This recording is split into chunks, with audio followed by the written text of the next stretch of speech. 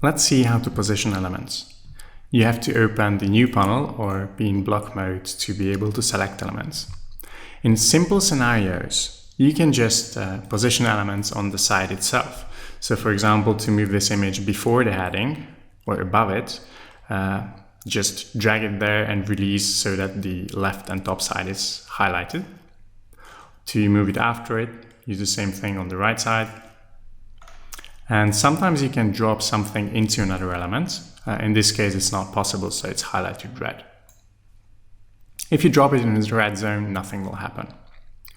Also, if you drop it in an area where no file is recognized under the mouse, the night vision will be turned on and you will be able to see where the valid drop zones are.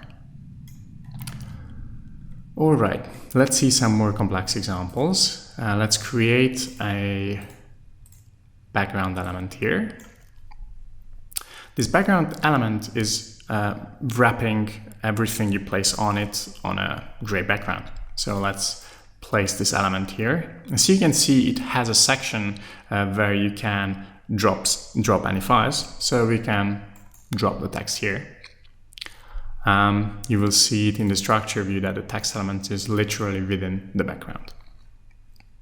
Now, at this point, selecting the background becomes a bit harder, but we can still select it and right-click, and let's change this padding at the side to 0, at which point it becomes quite hard to select the background itself, because if we click it, the text element, which is on top of the background, layer-wise at least, on the side, so the text will be selected.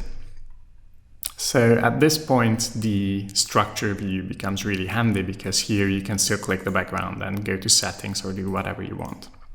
Also, positioning relative to these complex structures becomes more complex on the side itself than on the structure view. So for example, if I drag this image over the structure, it will highlight the text, but maybe I want to position it relative to the background. So I don't want this image to be within the background, but before it.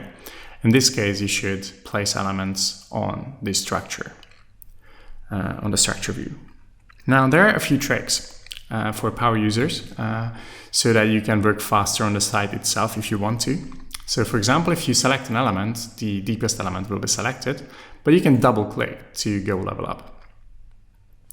Also, when you are dropping an element, you can just drag this image over the structure.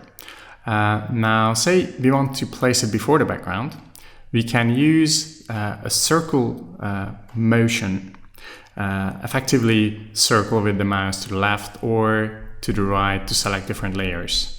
You can always see at the top left which layer is selected. So let's find the background and release it here. This may be handy in situations where the structure is fairly simple, but I actually really recommend that if you're working with complex structure, just use the structure view, the element hierarchy. It's much easier.